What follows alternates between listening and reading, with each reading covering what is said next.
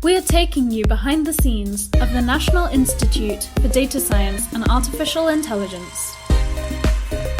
With unprecedented access to the scientists pushing boundaries and shaping our future, this show will take you to the cutting edge and beyond. And whether you're an expert yourself or just science curious, this is the show for you. Welcome to the Turing Podcast. Hi everyone, and welcome to another episode of the Turing Podcast.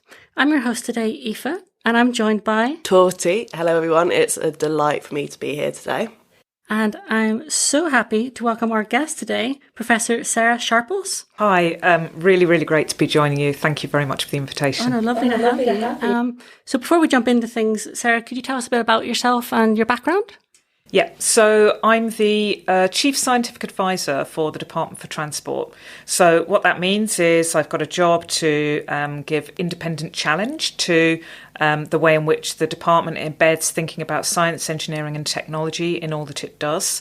But I'm also there to help. So I work for 4 days a week with the Department for Transport and try and provide support to a range of their activities relating to science, engineering, innovation and technology. And I'm doing the role on secondment from the University of Nottingham, where I'm a Professor of Human Factors. Oh, well, wow, that sounds ridiculously impressive, I must say. And because of all this, you recently gave a Turing lecture about your work. And for anyone who's unfamiliar, the Turing Lectures are the Institute's flagship event series. This year, they're organised in partnership with the Royal Institute of Great Britain, with the goal of making AI and data science research more accessible to everyone. So how did that lecture go? So, I mean, first of all, it was a huge honour not only to be asked to do a Turing lecture, but then to have the opportunity to deliver the Turing lecture in the Royal Institution. I'm definitely of a generation that grew up watching the Royal Institution Christmas lectures. And so it was really exciting. It's a bit of a bucket list thing, I think, for senior academics to have the opportunity and to present at the Royal Institution. A little secret is it's much smaller than it looks on TV. But actually it was a really friendly and welcoming place to speak. I was really pleased that with the support of colleagues from the Royal Institution and from Turing, we managed to invite colleagues from a range of universities around the UK to do some demonstrations of technologies related to the topic of the lecture as well. And that gave, I thought, the event a really nice sort of buzz and excitement around the new technology.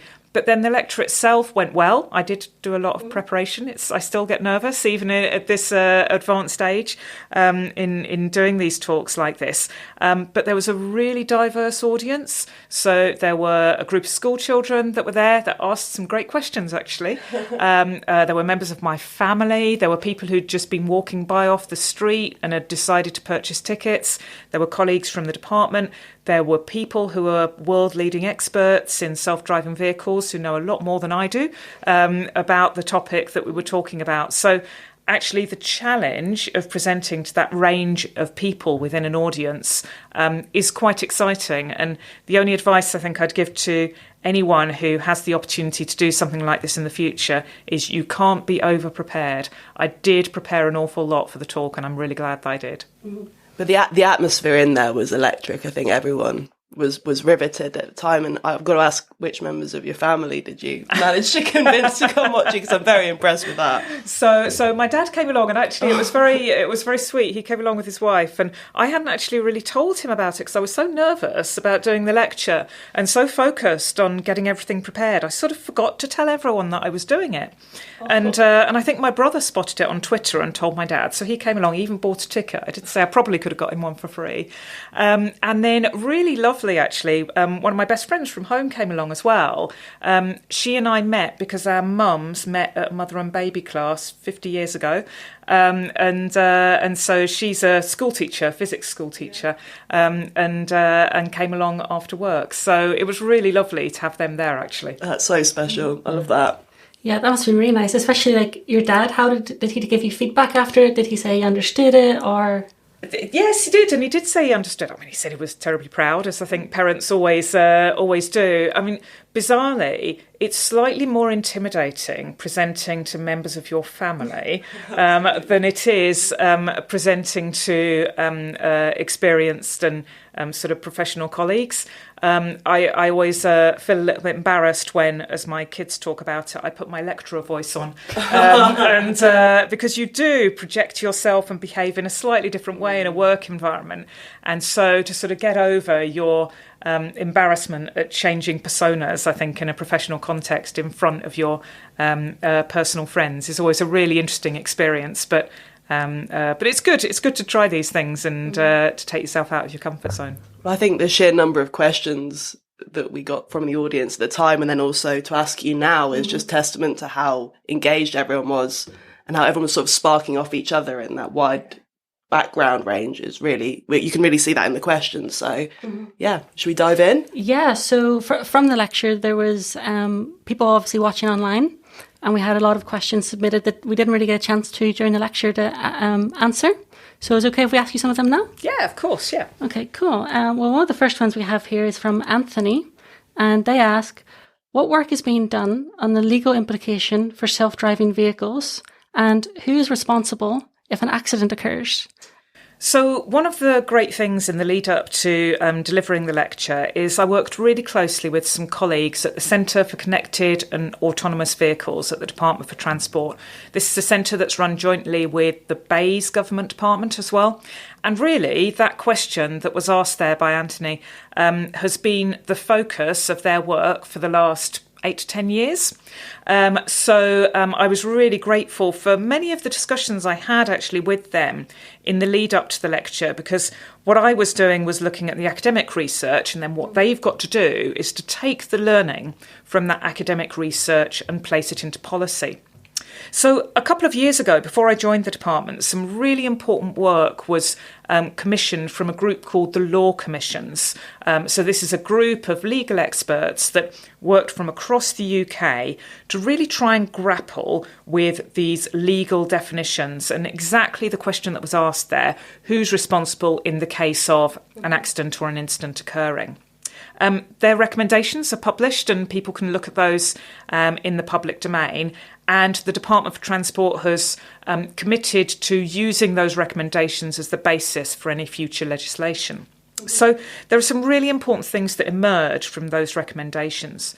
The first is, and this is one of the things I talked about in the talk, was that we're changing the distinction between the roles of the driver in the vehicle in a way that is so radical that it's disrupting a system that's been in place for over 100 years. And it's something we take for granted, that the driver has responsibility for sort of sensing and controlling the vehicle, but the vehicle responds and executes the impact of that control action.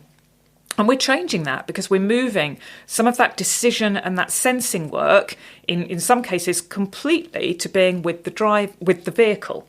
And so what that means is that really the word driver doesn't apply anymore. And the way in which the Law Commissions recommended this change was to introduce a notion called a user in charge. Now, a user in charge is not devoid of responsibility. And the documents set out some proposals about what those responsibilities might look like, particularly, for example, being responsible for maintaining the vehicle, ensuring it's roadworthy, ensuring that in the case of self-driving software, it's had appropriate updates, and ensuring various things around the passengers as well. But there's something else that is proposed by the Law Commission's report, which is something called an ASDE, an authorised self-driving entity. Now, this is the radical disruption, because this is about changing some of the responsibility to being organisations that will then take responsibility for the response of the self-driving vehicle. Now, what those organisations look like is something that will still evolve. It will probably involve a combination of expertise in software, in the sort of mechanical engineering of the vehicle itself, and then the work of the insurers come in here as well. But what's being hoped for is that we can start to bring what's called the primary legislation into place that can help provide that framework that then will enable some of the detail that will come through secondary legislation, very specific regulation in place as a result of that framework. So that's where we are at the moment. And if anyone wants to know any more, all of that's available on the DFT website for people to look at. And I'd really recommend, actually, that people take a look at that Law Commission's report and some of the summary documents, because it was based on such detailed and sound evidence that there's a lot that people can learn from and understand there. Actually, just you mentioned towards the end there, whenever you were talking about especially like software design and things like this. So if I can be really selfish and just ask a question, because I'm essentially a software engineer myself, is there any chance of me writing some code that gets me in trouble at some point then? So I think this is the really interesting question with all types of systems that we're seeing being increasingly reliant on technology elements. I sometimes sort of talk about we shouldn't be talking about transport technology. We should be acknowledging that almost all of transport now is technology. And so perhaps an artificial separation between software and hardware is perhaps confusing the issue a little bit. So, I mean, we need to have appropriate frameworks that protect all of those who are involved in the development of technologies that deliver the systems that we see within our transport systems. And in the same way as we already have mechanisms and regulations that protect, for example, an engineer who works at an automotive company who is designing a change in the way that the car works at the moment. We just need to bring software engineers into that discussion. So I think that we need to make sure that the frameworks that are in place from a legal and a regulatory point of view recognise that this isn't just about physical widgets anymore. This is also about software, and the people who are involved in developing that software need to be considered in the same way as the people who've been traditionally doing the physical engineering advice over the years as well. I think it's really interesting the way you spoke about this redefinition of what a driver means. And you're right, that is so trailblazing and unique. And I think a lot of sort of the confusion and then the distrust around driverless cars sort of stems from that. And to sort of encompass that, we've got a question from Perdita Stevens. And they ask, if the driver has to stay alert and responsible, what is the point of that AV? And I think it's important to remind people why we're doing all of this in the first place, because it seems like a lot of effort. So the first thing is there's a really, really important distinction. And the problem is it's quite complicated. And so thinking about how we explain and communicate it to the general public is one of the big focuses of work at the moment. So there's a big difference between driver assist technologies and self-driving technologies. So driver assist technologies, the sorts of things we actually already have on our car. A really basic example of driver assist is ABS that affects the way in which the brake actually the action is executed on the wheels. So when I learnt to drive quite a few years ago, you were still being taught to what was called pump your brake in a situation, particularly where there was a slippery road surface or something like that. Well, you don't need to be taught that anymore, because the software that's based within the vehicle automatically controls the response of the brake, particularly if there is, for example, a slippery road surface.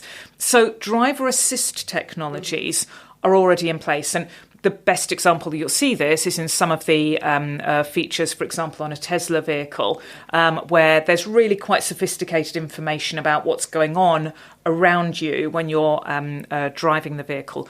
But it's very, very clear that you are still in control of the vehicle at the time. So this is about reducing the demand on the driver, making sure that the driver is still able to cope with the level of complexity that is placed around them.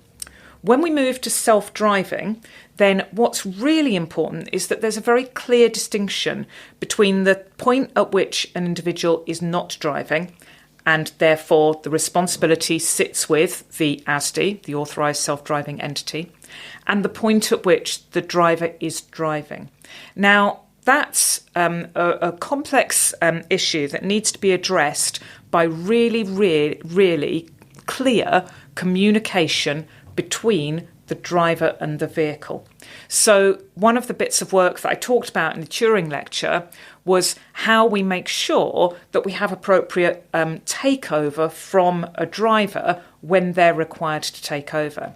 And then when we're looking at the implementation of vehicles in a real-world scenario, we need to be very, very clear about the situations in which it will be appropriate to use self-driving software and self-driving features, and make sure that, and this from a human factors point of view is very, very important, make sure that a driver is always very, very clear what their role is. Are they the user in charge and there's a self-driving feature that has been enacted, or are they the responsible individual? I do think it's one of those things that as we become used to it, we will develop our understanding. There's some brilliant work that's being led by my colleague Bex Posner and others at the Department for Transport that's using what's called a deliberative research technique at the moment, and I mentioned this a little bit in the lecture. What that work is increasingly demonstrating, and I talked about this a little bit in the talk, is that actually when people experience technology, they learn from that. They change their responses, they change their levels of trust, they change their understanding. When we're talking about this in an abstract way, it can feel, I think, a little bit scary and a little bit sort of worrying. But actually, the reality of self-driving technologies and self-driving vehicles is something that we're just going to have to very, very gently introduce to the public, make sure people feel able to ask questions, but also make sure that we're designing the interfaces that communicate between the individuals and the vehicles in a way that it's really, really clear who's responsible for what and when. Do you think you'll get to a point then where possibly you would argue that the cars might know more than the people driving them? Because from what you said at the minute, you're saying like, oh, you still need a responsible person in the driving seat. But do you think there'll be a point where, no, the car knows better? So one of the things I sort of said in my lecture, and I say all the time actually, humans are fallible and humans are brilliant, and our job is to minimise the impact of human fallibility and maximise the value of humans' brilliance. Well, technology is brilliant as well, and technology is fallible. And this is all about making the right partnership between the two. So, yes, in many situations, technology already knows more than us. I'm not Google. I can use Google and Wikipedia and find out way more that any human mind could ever maintain in their long-term memory. So we're already surrounded by technology that does lots of things way better than us. In 1951, there was something that was produced called Fitts List. And at the time, it was called Mabba Habba. Machines are, I'll get this right. I'll get this back. No, there's this point here. It was called Mabba Mabba. And this is why I get cross, because it was men are better at, machines are better at. They did change that to being Mabba Habba. But basically it said, right, at the time, what do we know that machines are better at and what do we know that people are better at? And actually, of course, that list has evolved over time, and occasionally people like me go back to Fitts List. So an example is that in 1951, when Fitts List first came out, machines were not as good as people were at sensing. Right? We now have so many sensing technologies that can go far beyond human perception.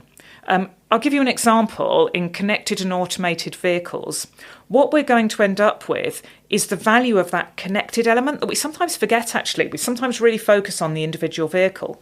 But of course, what will happen in a future connected vehicle situation is that vehicles will be able to share the data that they've sensed between each other. So if I'm driving down the road and I'm approaching a junction and I can't see around the corner, my vehicle can see round the corner not because it can suddenly bend light, but because it's in communication with the vehicles around the corner and can have the information back from them and can tell you about that information. what that can mean is we can have really effective dynamic management of speed. Actually, this already happens on the motorway, because the reason why we sometimes are on the motorway and we will see a sign that tells us to go at 50 miles an hour and we can't see anything that explains that about us is because the technology can see further ahead than we can. It knows that further ahead on the motorway, there are vehicles that are either stationary or have slowed down, and that actually, for effective management of the capacity of the motorway, it's more sensible for my part of the motorway to be travelling at 50 miles an hour. So that's a situation already where the technology knows more than we do, and that technology communicates with us through those variable message signs on the motorway, and we then follow those instructions. So this is all about getting the right partnership between people and between technology, working out what people are brilliant at, working out what technology is better at, and getting that partnership working effectively. That's really interesting about it.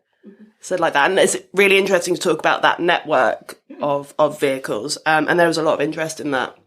And I think from the audience too, with quite a lot of questions about sort of emergency services and how that network would work with those. So there was a question from Simon, who asked, will AVs be remotely commanded when there is a danger ahead, such as a vehicle fire, flood or other hazards? And yeah. So, I mean, certainly my advice, and remember my job is to advise the department, would absolutely be yes. This is one of the key areas where that connected nature of communication can be hugely valuable.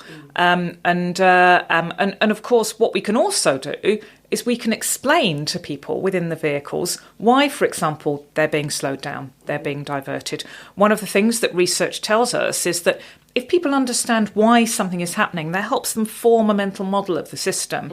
And also, it helps them to understand why their behaviour that might be immediately inconvenient to them is actually of benefit to the system as a whole.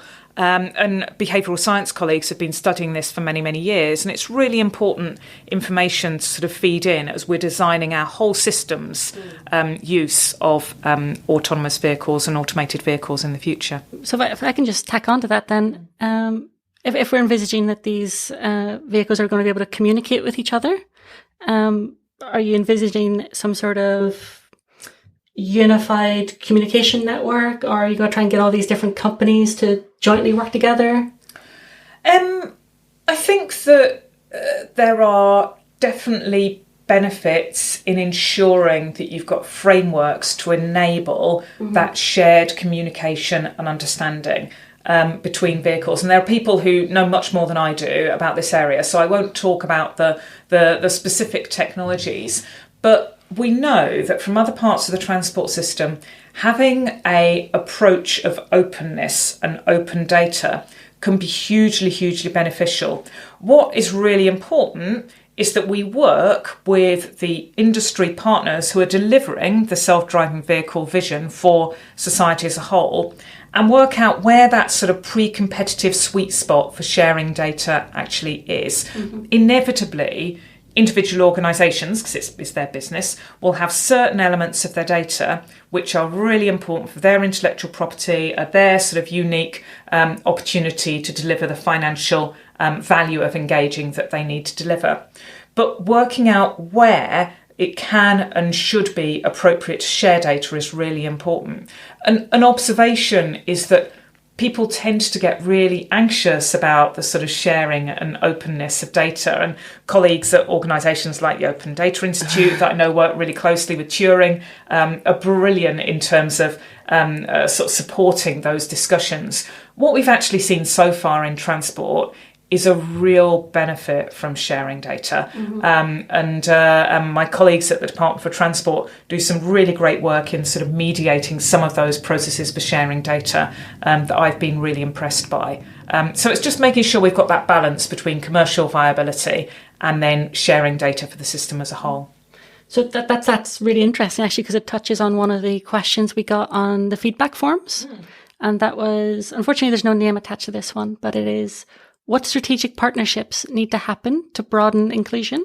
So I imagine they mean like, who do you need to get on board and how do you facilitate those conversations? So I will say there's been some fantastic partnership working happening so far. It's quite a job. You imagine as an independent sort of chief scientific advisor, your job is to spot all the things that a department's not doing very well and correct them. In most of the cases, I find things that are really good, and actually my job is to make sure they continue to happen and continue to be prioritised. A lot of the partnership working that's taken place, I gave you the example of the law commissions earlier, organisations like the RAC Foundation, some of the safety campaign organisations have been working really collaboratively with the Centre for Connected and Autonomous Vehicles over a number of years now. So I think those partnerships are really well in place. I will say that particularly from an inclusion point of view, because equality, diversity and inclusion is something that's very, very close to my own heart, there is a very, very important mantra, which is nothing about us without us. And I think that thinking about the different affected groups, whether it's groups that you might distinguish by protected characteristics, so in this case disability, an ageing population might be an important group to consider, but also socioeconomic difference, regional difference, might be really important as well. So again, some of the work that's already taking place, which is taking demonstrations of self-driving vehicles to different parts of the UK, working with different population groups and listening to their views to enable us to take those into account when we're then giving advice, I think is exactly the right way to go. But there's so many different groups that have so many different views here. We just need to make sure this partnership working continues. Mm-hmm. So just on that then, how has, in your view, public perception kind of been on these things? It's been really interesting, and I have to say probably my understanding of public perception is exactly the same as yours, in that, it'll be what I read in the newspapers or see on the TV or see reported on social media. So we do know that the negative impact of a bad incident can be really, really impactful on development of a technology or even perception of a transport mode. And we've seen this over the years as incidents have happened. And actually, we see it in all sort of other sectors, in terms of commercial sectors or different types of brands that suddenly can have a big change in their perception because of one major high-profile incident. And obviously, there have been several incidents in the testing of self-driving technologies that have risen to the public view. However, I do think that this will be a gradual change that we just need to work through very, very carefully and with our eyes open. And we need to recognise that people will, of course, have questions about this sorts of technology. And we must answer those questions, recognise where they're coming from, recognise if people feel anxious or threatened by any of these technologies, and not bat those challenges away, but engage with those discussions. One of the things I mentioned in my talk is we're all surrounded by automated transport systems already. We all travel on the Docklands Light Railway. I don't know if you've ever sort of seen a pilot operating an aircraft, but I remember the first time I saw a pilot who was taking me through an example process of taking off and flying in an aircraft simulator that I was observing. And the thing that really surprised me was how quickly he engaged autopilot. It was within about 2 minutes of leaving the ground, if not less. Autopilot is an amazing technology that's been with us for many, many years and is an automated driving technology in an aircraft. So we haven't even got roads or anything like that around us. So actually, we are already surrounded by automated driving technology. What we need to do is recognise that this is a change to something that at the moment is not an automated system. So us recognising that the public will need to understand the implications of that change for them and their families and society as a whole is really, really important. So I thought you made some really excellent points there. I would just wonder then, if people are wanting to learn more or are feeling a little bit anxious about things, would you have any particular sources of information you'd tell them to go look or read? For example, I remember during your talk you mentioned, I think a thing you put out called Connected and Automated Mobility 2025. Yeah. Is this the kind of thing people would be interested in? Yeah, so certainly having a look on the government website at the reports that have been published there, they do usually have really good and accessible executive summaries. Some of the reports are quite long. It's great to have all the detail there, but sometimes the executive summary can also be a bit more accessible. And you're right, the Connected and Automated Mobility Report 2025 does talk about the vision for what we need to do as a country to really engage with the innovation opportunity that CAM brings us over the forthcoming years. So that's one route to look at. But the other thing is, just do a little bit of searching yourself and find the source of information that suits you. I'm forever astonished by how much my children, and I was with my nieces and nephews at the weekend as well, and the amount they pick up from routes that I couldn't possibly explain to you are absolutely astonishing. And do you know what? The vast majority of the time, it's really good stuff. It's so frustrating. It's not, you know, we shouldn't be worried about people picking up information from, my kids will tell me off from talking about TikTok or something like this on this, that, again, I don't pretend to understand. But actually engage with the information that suits you and learn from those resources. And so one of the most important skills we can teach people is actually how to work out whether a source is a trusted source or not.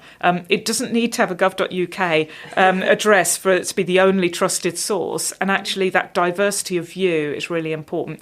There are some really great organisations out there. I will put a particular shout out actually for the RAC Foundation that funds an awful lot of work in this area and provides some really good resources as well. But very often you can do what we would call scientifically sort of snowball sampling. So you look at one report, you look at the sources that report's used, you go and look at that, you go and look at the thing that's used and keep going on.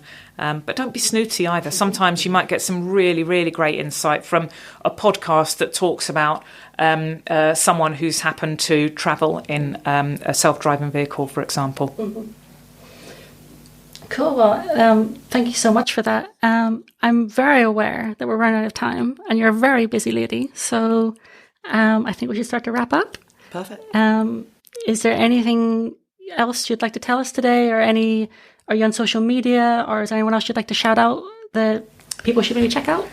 I think what I just sort of want to close with is step back and think about these technologies from a wider systems and societal point of view. Sometimes when we see something new like this, we can get very focused on the very specific use case that might affect us or that we might have particularly experienced. And it's really helpful to think at that level of detail. But stepping back and thinking about where we want society to be in 5, 10, 15, 20 years' time and all the different ingredients that we need to get there, I think is important.